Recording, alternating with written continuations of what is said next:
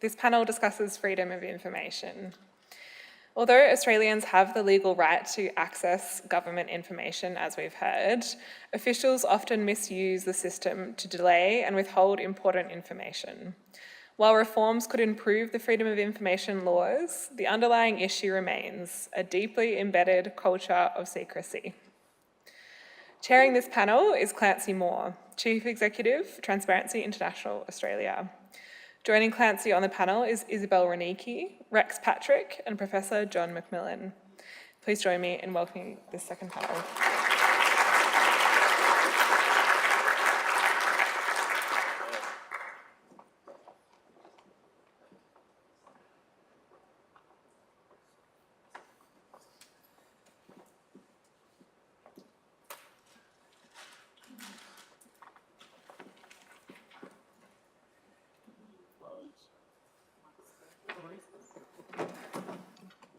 Okay, just to follow on from Senator Pocock's fantastic news and really, strong speech, just to thank Senator Pocock and his parliamentary colleagues for their plans to table a bill around a whistleblower protection authority. This has been many years in the making, and just to show my respect and thank you, let's all give him a round of applause again. Thank you, David.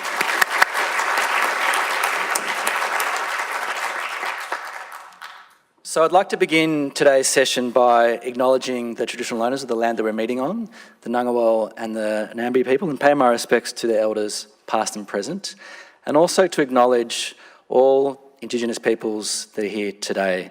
In particular, I'd like to acknowledge Professor Eleanor Burke from the UROC Commission, and just to plug her session after this one. The UROC Commission is doing a fantastic job of shining a light, ending secrecy and promoting transparency about the injustices done to Aboriginal people in the state of Victoria. So thank you, Eleanor, for your leadership and your work as well. As Australia's leading anti-corruption organisation, we know that corruption thrives under secrecy. Whether it's the $50 million of dark money that went to our two major parties in the last year of AEC electoral data. This is money with no disclosed source. Or the hundreds of paid lobbyists working for the gaming sector that roam the halls of Parliament day in, day out, under the cover of darkness, meeting with politicians and senior bureaucrats to lobby against greater regulations against the gambling sector. Corruption, poor governance, undue influence thrives in a culture of secrecy. Corruption also thrives when community and journalists don't have access to information to hold government to account. And that's why freedom of information is so important to a healthy democracy. And to discuss this important topic today, we have three esteemed speakers. We're going to hear briefly from them, and then we'll open up to question and answer from the floor. Our first speaker is Professor John McMillan. John was the Australian Information Commissioner from 2010 to 2015. He's also the Ombudsman, Integrity Commissioner for the Australian Commission for Law Enforcement Integrity, and the New South Wales Ombudsman as well. He's an emeritus professor at ANU and was a founding member of the FOI campaign committee in the 1970s. Significant experience around FOI reform. So John, just to start with you, I'm wondering if you can reflect on what's changed from a decade or two ago, and have things got worse, have they improved, and what's the sort of status with FOI at the moment? Thank you. Good afternoon, everybody. Look, not surprisingly, it's a mixed picture, and I'll make three points briefly. First, there's no doubt that as the years go by, it's become generally easier to get information from government than it was in earlier years. The current generation of public servants have grown up in a more transparent environment. They're far more accustomed to answering people's email requests. FOI requests have become a fact of life in government. And also there's a far greater practice within government of proactively releasing information through the web. The second point, though, is that unnecessary battles still occur. That's for various reasons. Sometimes it's inconvenient or uncomfortable for public servants to release information at a particular time. Sometimes there can be subtle political pressure to hold back. FOI encounters turbulence and conflict at every stage of its life. But for whatever reason, public servants sometimes, they will withhold information that they know will not be exempt on a final ruling. And yet the feeling obviously is that, look, if the battle goes on for a while, by the time we release it, it may not be as uncomfortable as when the request first came in. Thirdly, the creation of the Office of the Australian Information Commissioner about 14 years ago, and the renovation of FOI, the FOI Act at that time, was meant to be a real game changer. And, I believe that the context for the operation of the FOI Act is undeniably better than it was before those reforms 14 years ago.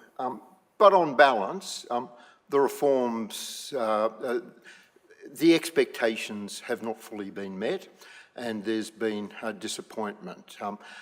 One reason is that the political support and sponsorship that brought the reforms in quickly drifted away and has not really resurfaced since. Another is that FOI, I think, sensibly was combined with an office looking at information policy and privacy, but over time it's been swamped by, and the office has given priority to privacy over FOI and other work. But the success of watchdog agencies goes up and down, and so I hold out hope, particularly under the pressure of people like Rex and Isabelle, the times will change. For example, at the moment, I'm very impressed with the effectiveness of the Victorian Information Commissioner's Office, which has been quite effective in forcing the disclosure of information that has been quite embarrassing to the government. So it's, as I say, it's a mixed picture overall. Thank you.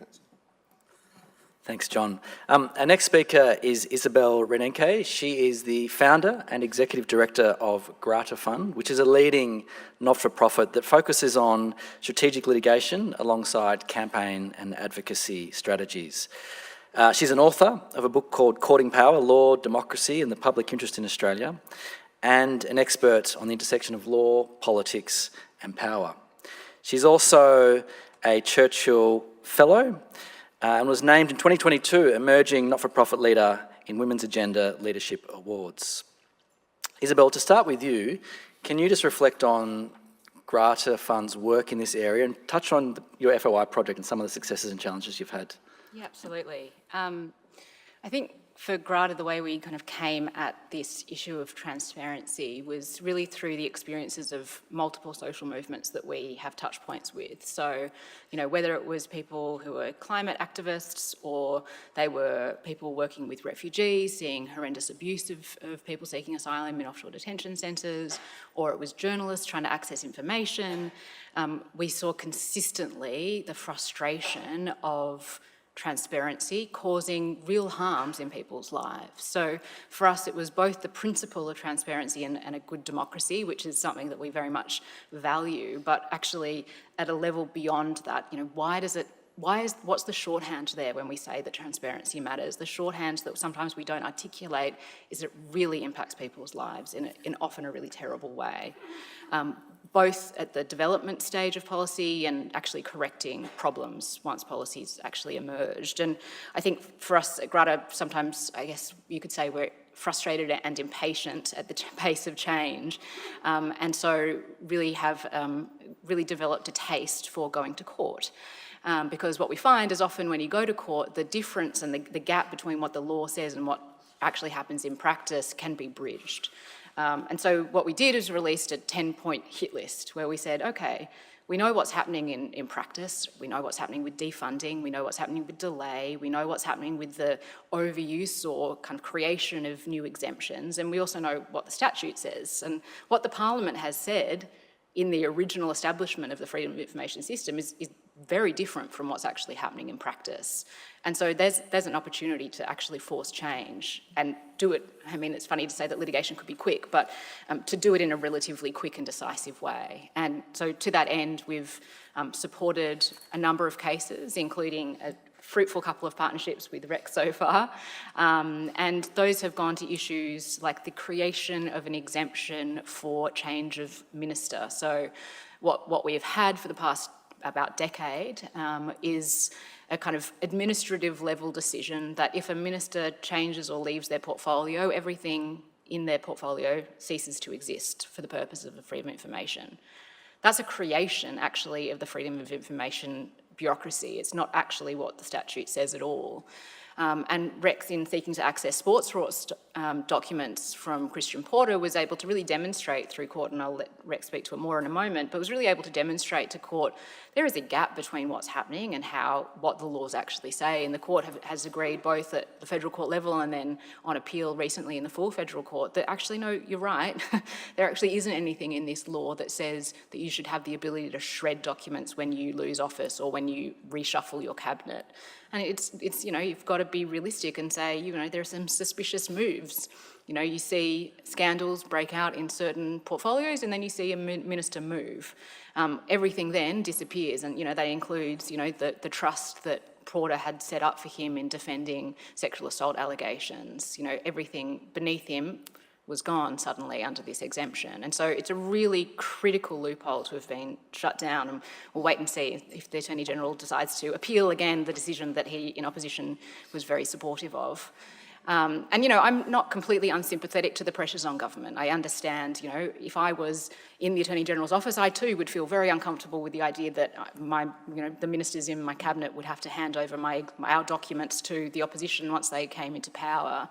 But if you've got a problem with it, you go to Parliament. And I think really what this talks to is really this, and we've heard it today, and I appreciated David Shoebridge speaking about really executives trying to avoid the courts.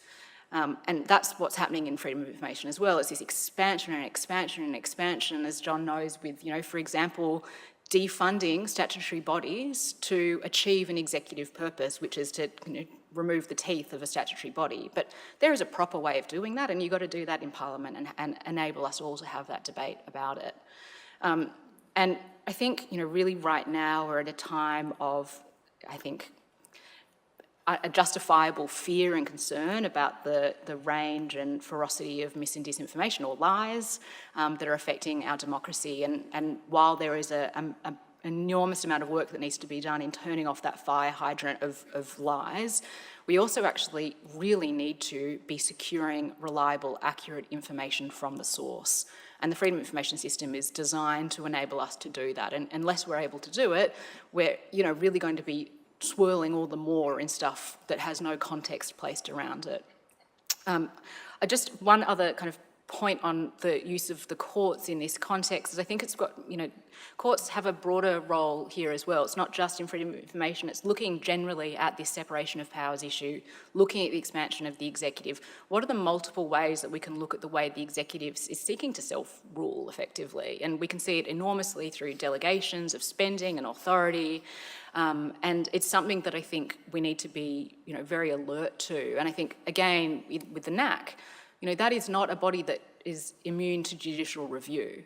So it's important for us to think about, when we have frustrations with the system, actually, if you return to the first principles that are often embodied in the statute, we're on the same page. And it's about us actually as kind of civil society and interested people agitating for the enforcement of it. I mean, we don't have a DPP to ensure the executive applies the law. That's us, that's our responsibility and our obligation, and also our opportunity as citizens. And it's something that I'm really passionate about, and I'm grateful to people like Rex and Justin Warren who have taken up the mantle to really be the people who are putting themselves on the line publicly, and the stress and emotion that is involved, although I think, Rex, maybe you get a bit of energy from it, in suing governments. And I might let Rex speak to that partnership and what we've achieved and what's to come. No point having a law fight if it's not with the first law officer. That's what I say. So we'll throw to Rex Patrick now, a man who needs no introduction. I'm sure he's very familiar to most of you. For those of you who don't know, though, he was a former submariner, project manager and business owner, and obviously most of you know him from his role as a senator for South Australia. He's currently the transparency warrior, where he utilises freedom of information to hold power to account. And when recently asked if he's a troublemaker, Rex responded, "Yes, I proudly cause trouble, public interest trouble." So Rex, just reflecting on John's initial comments around the state of FOI and the fact that, 14 years ago with the establishment of the Office of the Australian Information Commissioner, things improved. We then saw Abbott come into power and the Abbott government deliberately defund FOI and various statutory bodies, followed up by George Brandis's role in that as well. So much so that the 2023 Senate inquiry, chaired by LNP Senator Paul Scarr, found Australia's FOI regime had become dysfunctional and broken after years of funding and resourcing neglect. In March of that year, it was also revealed that almost 600 FOI cases had languished before the nation's Information Commissioner for more than 3 years, including 42 that are still not resolved after half a decade as well. So Rex, reflecting on that and your role as a senator, but also as a transparency warrior, where are things up to? Have things got worse? Maybe share a bit about your recent court victories as well, if you could. And yeah, interested from you. Lots to talk about there. I don't know if Richard's still around. When he sent me the invite, it was this really long email. I just looked at the words transparency somewhere at the top. I was in. He had me at hello. But look, I'll just go off script a little bit and just say that, because this will come out in the papers in the next day or so, when politicians leave Parliament, they're supposed to go off and get a really cool $1 million job with a oil and gas company person, oil and gas company. My staff didn't give me that memo, right? So, but I'm pleased to announce I've hit the $1 million, and the $1 million is the amount of money that Mr Albanese has spent losing against me in FOI, and that is, in some sense, that's a victory for me, but it's an awful indictment on that culture that the Australia Institute is talking about. That doesn't include the 780,000 taxpayer dollars that the government has spent fighting me from previous litigation involved in the Morrison government. Actually, it's probably more than that, but Mr Albanese, he gets, it's $1 million that has been spent. Now, in terms of defunding of FOI, probably the wrong person to speak to ask that question when you've got someone like Professor McMillan sitting at the table, who of course was the Information Commissioner, and when Tony Abbott decided he wanted to get rid of the Office of the Australian Information Commission, didn't go and ask he did ask the Parliament. The Parliament said, no, you can't do that. So he just defunded it. And Professor McMillan, he can nod or shake his head or something, but basically worked from his home office, performing the function of the Information Commissioner. You might not know this actually. We've had contact in the past. There was this time where I'd done an FOI and I didn't like the answer, so I appealed to the Information Commissioner, and one of the underlings came back and said, "Oh, I'm sorry, Mr Patrick, merit reviews don't perform that function." Anyway, so I got out my favourite book that I'd read from cover to cover. It was dog-eared. I'm going, hang on, it says in merit reviews you can overturn these sorts of decisions. And so I looked to the front to see if this is a sort of, some scholarly author, and it turned out to be one Professor McMillan. And so I wrote to the Information Commissioner and said, I'm going to rely on this to say that you can do this. And of course, Professor McMillan did then arrange to... They were better trained after that. Yeah, exactly. They should all read his book. I could ask Professor McMillan, or alternatively, I can just point out to you that when I went to the federal court to try and deal with some of the delays, and one of my cases, it's now now been included in a High Court application, one of my cases involved 2.5 years of delay inside the Information Commissioner's office. where they had not touched my review. So they're not progressed it in any way, shape or form. There was no reason they could give other than to say, we are not properly resourced. The Australian Information Commissioner, the Office of the Australian Information Commissioner spent $780,000 arguing to the court that it was not an unreasonable delay because they had no funding. So that's the official position on affidavit before the federal court.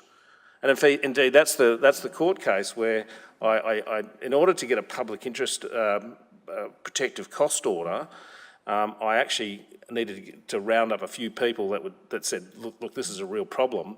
And one of the people I rounded up was a guy named Mark Dreyfus. And I got him to put an affidavit in where, and David Shoebridge talked about it before, where he went on affidavit and said the system's broken. I kind of felt like I needed to point out to the judge in the original jurisdiction that I had the Attorney General intervening on my behalf. But anyway, look, they fought that decision. We appealed it, thank you. And unfortunately, we lost again at the full court level. They found that these were significant delays. Most unfortunate, but not legally unreasonable. And I thank people like Daniel Reynolds and Brett Walker who've now agreed to take that to the High Court. The court had used, if you like, a common law version of unreasonableness, Wensbury unreasonableness, if you know anything about law, when in actual fact they simply sort of looked at the normal meaning of the word as the Parliament wrote it in the statute. Yeah, please. And I mean, just to add to that, I think, unfortunately that case lost at first instance and on appeal in the federal court, but sometimes with these sorts of matters, you've actually got to get them to the High Court. And that's where the tone is set, and I think very familiar to this audience will be Jenny Hocking's Palace Papers case, where she lost and then she won. And I'm, very hopeful that we're actually going to see the same thing again, because really what's tricky for a federal court to decide, but less difficult for a High Court to decide, is actually where the line is. And I think, really clearly, if you just talk about it even colloquially, there has to be a line that the intentional underfunding of a statutory body just can't hold. And we'll just wait and see where we land. And we have got some hooks in that particular case, and I'll speak to Brett Walker about it. One of the things the court said was, we can't tell the government how much to spend. That's the role for the Parliament. But in actual fact, it is the Information Commissioner, like most government departments, are funded from a bill which is Appropriation Bill number 1, and that bill has special mention in our Constitution, and it's the government that controls that bill. That's the bill that determines who gets to govern, who can guarantee the passage of that supply bill. So that bill is wholly and solely the responsibility of the government. It's not the Parliament. The Senate's only allowed to say yes or no to the bill. They can't amend it in any way, so it's not. They don't really have control of it. And so it may well be that this is the place where the High Court says, if it's an ordinary service of government, you've got to pay for that before you pay for a dam up in Queensland or some sort of pork barrelling activity down in Victoria.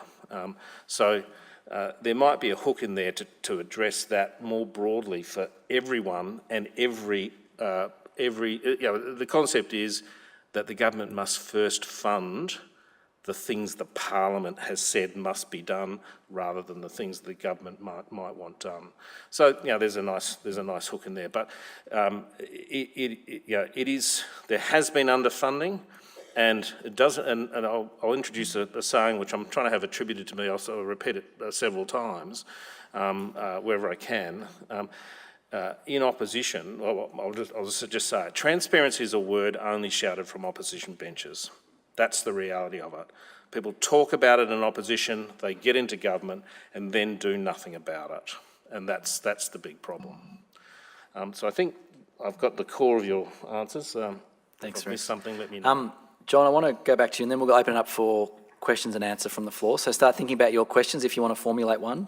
But John, What do you see that needs to change? Is it just a question of funding? Is it a cultural fix, a legal fix, based on your perspective? Look, I think you need a variety of structural, procedural and cultural changes. Structural, for example, you could simplify the FOI Act by taking personal information requests out of it and putting them in the Privacy Act so that the FOI Act can concentrate better on the policy and decision-making side of government. Procedural, there is no doubt, as both Isabelle and Rex have said, the major problem and irritant with FOI is the delay in getting review. There was always a delay at the request stage, but it's the delay at the appeal or review stage that is the major problem. And I think something can be done about that. A proposal I put up to the Senate committee when it was looking at it last year, and that they agreed with, is that you should take the, or have a kind of a two-speed review process so that you can, there's an obligation on the Information Commissioner to give a kind of a sound-out response within a month or so of getting an appeal, and then either side, if they just, without the long, lengthy, time-consuming reasons that in administrative law go with these things, and if either party's dissatisfied, you can then go on to what is inevitably, unfortunately, the longer appeal process. But you have to kind of stand back and look at serious structural kind of procedural reform to deal with that single biggest problem, delay. It's the delay that works in favour of government because they know if they can string it out and delay it, by the time disclosure comes around, people will have lost interest, or it's no longer interesting. You know, the example that was repeated many times before the Senate committee was the request for documents about the strategic plans for the death, or what would happen on the death of Queen Elizabeth. Well, by the time those documents were released, the poor Queen was had deceased and buried in Westminster Abbey. So, you know, delay is a serious problem. The other one is cultural. You know, you look around the world, you look around Australia and experience, FOI works better if there is strong cultural leadership at senior levels of government. It was that leadership that brought it in 1982. The reforms in 2010 were led by John Faulkner and Joe Ludwig. They quickly moved on, and support for it collapsed within government. So you kind of need to look at, and it's delightful that it's a former senator, you know, who is one of the prominent public figures leading this. So I think we've got to kind of stand back and try and build a coalition of support, both within the parliament, but also at the senior levels of the bureaucracy. You know, there are periods, for example, during my time when the Department of Defence was the best performing department in FOI, surprisingly, because it had strong leadership. And then you look at it later and it's dwindled to being one of the worst performers. So the cultural dimension to it is as important as the detail in the law. Thanks. Thanks, John. Okay, now it's over to you to ask your questions. So hand up, and I think there's some roving mics. I will request that your interventions are questions and not long-winded statements, please. So maybe up the back first.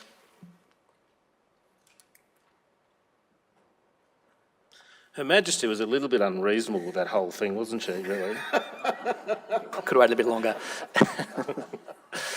Yep. Hi, thanks everyone for your conversation today. My name's Alex Kaiser. I work at the Audit Office of New South Wales. Quite a few people today have talked about culture in the public service as being an important factor, particularly in relation to FOI. We've also spoken earlier about incentives and support for whistleblowers.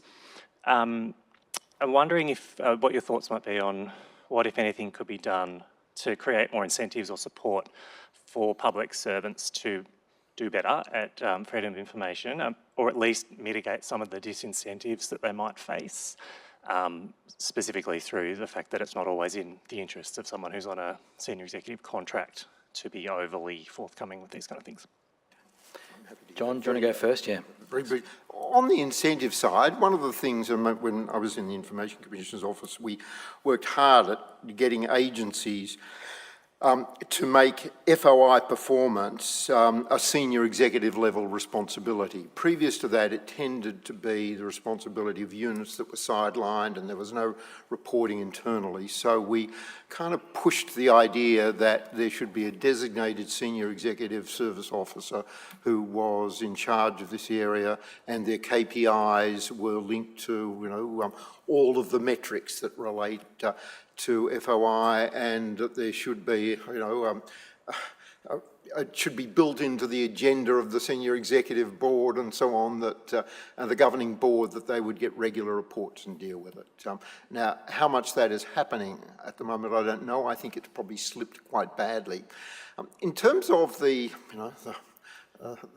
punishment, the penalty, the disincentive side of things, there are some countries that have put provisions in their act that make it an offence not to cooperate or to withhold. Never been much in favour of those, although interestingly last week the government introduced legislation to amend the Ombudsman Act to provide now that it's an offence not to cooperate with the Ombudsman and to mislead the Ombudsman in the course of an investigation. And that, of course, is a direct response to the experience of Robodebt, where the Royal Commission found that some agencies had actively or knowingly misled the Ombudsman in terms of the legal advice they'd received about the validity of the Robodebt scheme. Isabelle or Rex? Look, I think, the old saying, the fish rots from the head, makes things difficult for people in the body. But there does seem to be a kind of a timidity across the current government that reflects its approach to FOI and culture as well. And I think if that's serious, if they're serious about changing that, they've got to be able to see their own self-interest in getting away from just a pure risk management perspective on FOI to actually looking at, how does this support our values? I think, or even our political ambitions, to be perfectly frank. With the challenge to Rex's win in the federal court on change of minister, closing that change of minister loophole, the government was effectively saying, oh yeah, actually let's not worry about those 10 years of documents that we might otherwise be able to get into the public. I think there's value in playing to self-interest for the government. It's a powerful motivator, and I think it's probably important, if you're looking at that as an administrator or as a public servant, how can you frame this sort of a change within the organisation as something that's actually ultimately in the organisation's benefit, even if that's not immediately apparent. It probably is there if you look closely enough. It really is important for the culture at the top to be adjusted, and I never think of public servants deliberately trying to fetter my access, but they might look at something and say, oh, geez, that's a bit embarrassing for the government. And actually the FO Act explicitly states embarrassment to government is not an exemption, or it's not a public interest factor at the very least. And I sometimes think my rationale is that there's someone sitting there and saying, you know what, I don't get paid enough to do this. I'm not going to deny Rex his right because I know he'll appeal it. Of course, the problem then is the appeal takes a long time. And I think that comes down to a couple of things. Again, one of them is leadership, knowing that there's top cover.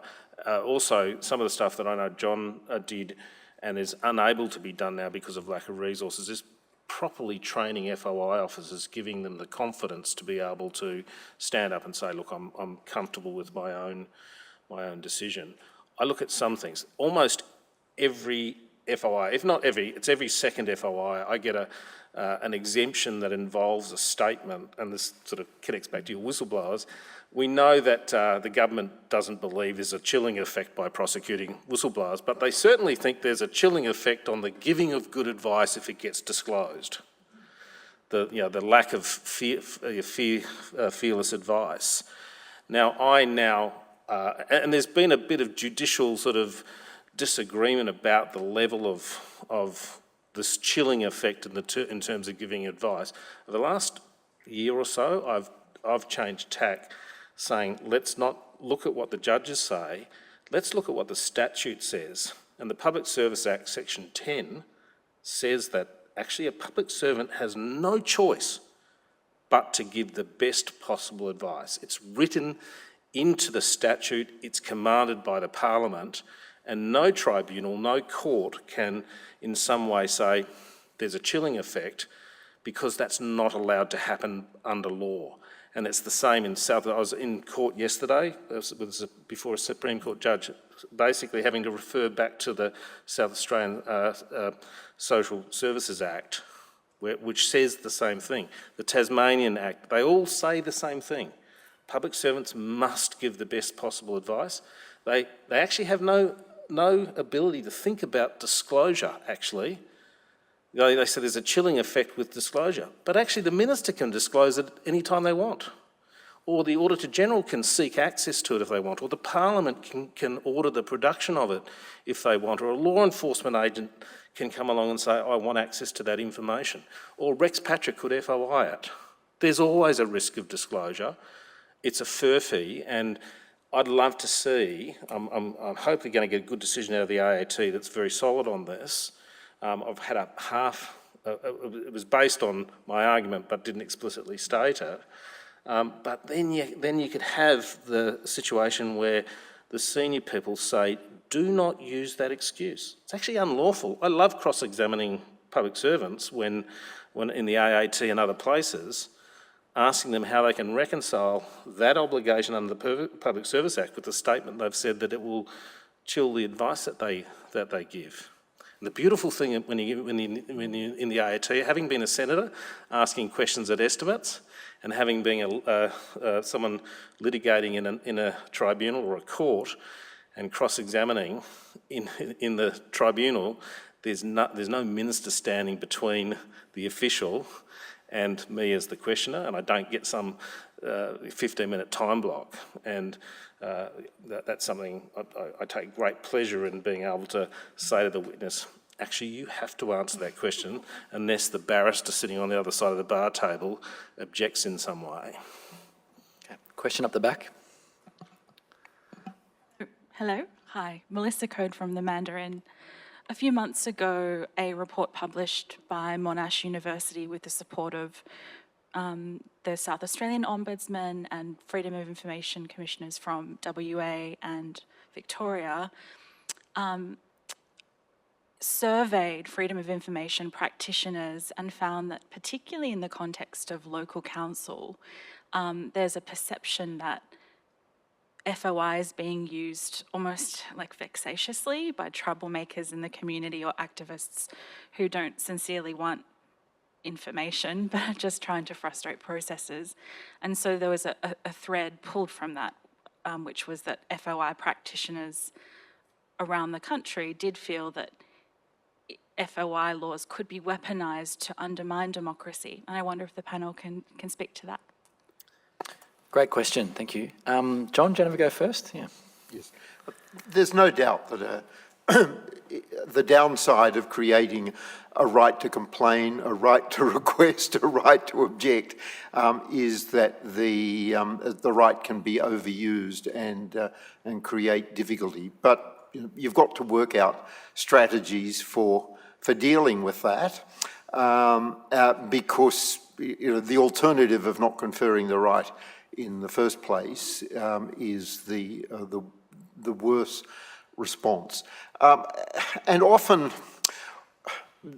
the way of dealing with it is not to try and craft rules and procedures in the law, but to have people who are really sensible, pragmatic, who are running these things, appoint sensible people to head your kind of your complaint handling, information access areas. And just one little anecdote to illustrate that. One of the problems with FOI is that the FOI Act is that it set down time limits within which decisions have to be made, and there can be financial penalties if there aren't. And it made no allowance for public holidays or things like that. And I remember there was a practice that people would throw in their FOI request on Christmas Eve, and it would create a problem. And the best response to it was just from one of the really sensible, experienced FOI practitioners, he said, I would just get on the phone to them and say, you withdraw that request, particularly if it was a journalist. Say, look, don't be stupid, you've got every right to put that request in, but if you do, you realise you will never get any assistance from me again. So just, reflect. And he said they always withdrew. So now that doesn't always work, but you need an element of, pragmatism and bravado in the way you operate. You discharge these functions to deal with the very real and serious problem that you mentioned. Being an FOI a day stops democracy decay kind of person, I do a lot of FOIs, and there's a difference between doing lots of FOIs, genuinely seeking access to information and being vexatious, and the FOI Acts all have provisions in them that says if someone's being vexatious, they can be stopped. So that can occur. So if it's an excuse that's saying we don't want to do FOI because people are vexatious, actually the officials can deal with that if they need to.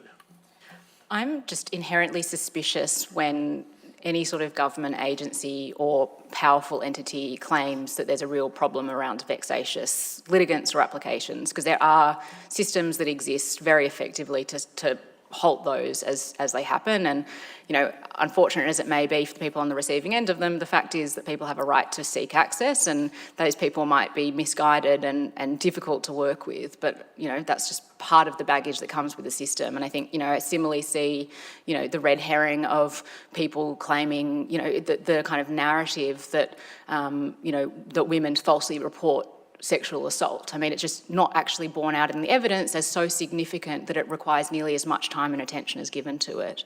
But I think that where that may be kind of valid but maybe a slight red herring is actually comparing the mirror of the way that Santos is currently in court abusing, maybe legally, but abusing process, it seems, to abusing subpoena processes in its litigation with the EDO, to, under the guise of, assessing costs, to really access information that is questionable that they really ought to be entitled to. So I think actually the mirror to the proper use of transparency processes is actually watching quite carefully what's happening in our courts with corporate litigants really seeking to shut down and have, well, I can't say seeking to, but appear to be seeking to shut down and chill the ability of various kind of public interest movements and civil society organisations to do their work, which is ultimately public interest work. So while I acknowledge that might be some concern, I think if people are really looking for the way that this stuff is being abused, it's actually in a slightly different field. Okay, we've got time for one more question down the front here. I think Jennifer. Yep. Thank you. I'm Jen from the University of Melbourne. I'm curious whether you've ever had the experience where by having better information, it almost perversely then results in less transparency. I know of a case where ministerial diaries, people have been advised to put less information or be more vague there because we were getting stuff there. That you put stuff in WhatsApp information so that you could say it's actually been sort of deleted and disappeared, so it didn't exist, you can't FOI it. So I guess, have you had that experience, and what can we do about increasing transparency but not then perversely undermining it? Great. I might go to Isabelle then Rex, I think. Yep. That exemption itself, that use of WhatsApp and disappearing messages, that's on our hit list of one of the areas that we actually are seeking to litigate, because we actually think the gap between practice and what the law says is pretty wide. And, I've seen an article in the Mandarin a few years ago with, it actually seemed public servants boasting about, we can just, put it on WhatsApp, which is a real issue. I think Rex has the best story to tell about ministerial kind of movements, but I think, look, it's unfortunately a byproduct that we have to deal with, but I think the only way we can actually keep going is keep closing the gap between culture and practice, and then dealing with the consequences in term. I don't think it's a good enough reason to not try and close the gap in the first place. There are professional requirements for the public service to properly document things. It may not translate always into ministerial offices, but in the case of diaries, I always treat a diary access request as a two-stage process. Although Anthony Albanese provided himself with a really awful image by simply resisting for more than a year my diary, and now he's resisting the We know it cost at least $42,000 for him to do that. We don't know what the total cost is because he's resisting that a little bit. I always love those challenges, by the way. I normally do a two-stage process, which is to seek access to the diary. And there might be something very light in there, like met with Santos. And then I will put a second request in saying, I seek access to the ministerial briefings, the request, the ministerial briefings, any notes taken from that meeting. So you can use the FOI process as a two-stage step. And I'll just give you another hint. Sometimes when you're doing an FOI, and I could give you a few examples of this. I remember when Mr Albanese stood up and said, I really think this whole thing with Julian Assange needs to stop. And I'm very, very concerned about this. So I FOI'd both him, Penny Wong and Mark Dreyfus to see whether they'd communicated at all with their counterparts in the United States. And the FOI drew a nil return. And that was very useful, being able to then push that back into the Parliament, which is the final remark I'll make just in terms of lessons. FOI is a means to an end. It's not about getting the access. Once you get the access, you've got to be able to palm that off to media, to a policy advisor, to a parliamentarian. Journalists are always good. So there's always a. Whenever I start an FOI, I think about what the outcome is going to be. Thinking about it strategically. There you go, tips from Rex, masterclass on FOI usage. So we're almost at the end of our session. I'm going to ask each of the panellists to share one last message, maybe a message of hope, despair, what needs to change, a call to action, and then we'll finish up. Okay, thanks, Clancy. And thank you for the opportunity. It's been a really lively session, particularly to hear how people deal with making the requests on the other side. Look, an important element of the reforms in 2010 was to try and shift FOI from a request to a proactive release, from a culture, from a pull to a push culture of information sharing. And the one area that information commissioners around Australia could take up more actively is to spell out in practice what that means. Every couple of years they endorse resolutions that say we're all in favour of proactive disclosure, but have put no flesh around what is meant. And I was thinking of that again with the example of the last a question why we still have battles about ministerial diaries, why it is not firmly written into the practice of every government that these documents are to be released. I'll never know.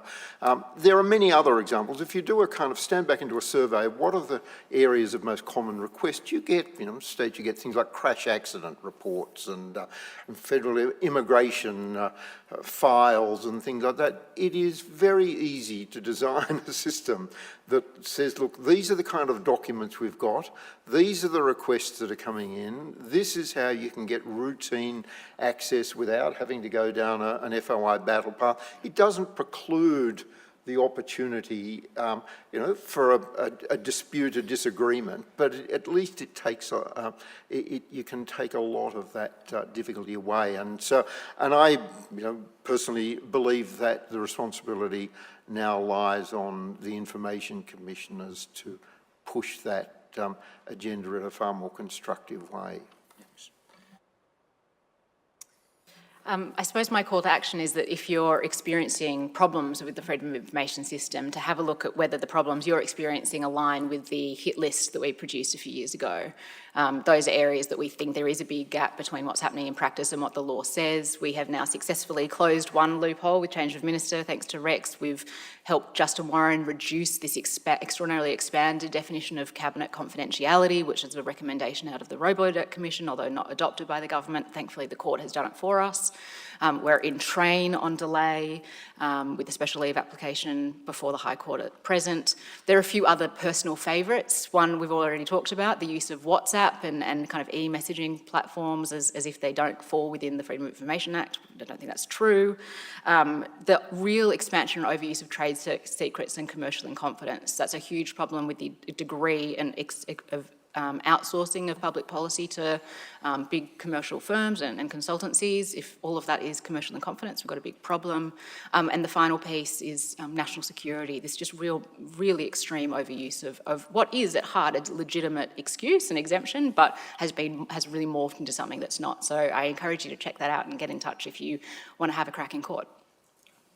Okay, so 3 messages. Firstly, on the WhatsApp stuff, we should talk. I've done an FOI on that recently, so Okay, I've got an good. interesting return on that one. And I think our court case about whether or not the message is there on the day the FOI arrives is it probably means it's unlawful for them to let it then disappear. But we'll talk. Maybe we'll have a conversation about that later. But so the first thing I wanted to say was. Well, really two messages or requests call for action. The first is, I'm hoping on my gravestone it says, Rex Patrick, the guy that made FOI sexy, right? So I get a lot of people say, Rex, why don't you FOI this? And my response is, why don't you do that? Because you know what? Every Australian has the right to put in an FOI request. It can be a bit challenging, but please go forth an FOI. I like the idea that people inside government. One of the things with Senate estimates, when you watch all the 5 or 6 people sitting at the table, and you see a few people sitting behind them. If you go into the room behind the committee room, there's 100 people in there, right? And behind them, across in the buildings, where government operate, everyone's watching the TV. And for me, the value for estimates was not the 1 week of questioning, it was all the other weeks when every public servant was saying, geez, if I make this decision, could I justify this at estimates? And I think the same applies to FOI. If we've got lots of FOIs going and it's working, then we'll have people making better decisions on our behalf. Final thing I just wanted to say is, I'm going to put my whistleblower justice hat back on. David McBride has appealed his conviction. We do have someone in the rooms that you can contact, or they'll happily give you a handout, stand up, and to perhaps enable you to support David in his appeal. So that's my final call to action. Great.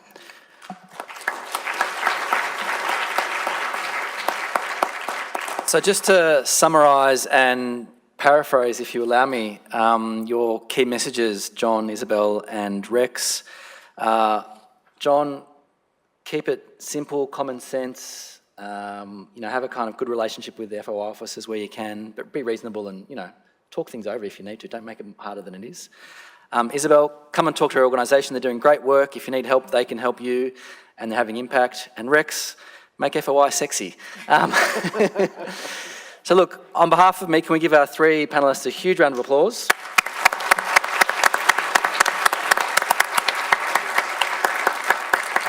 And we'll go to a break. Thank you.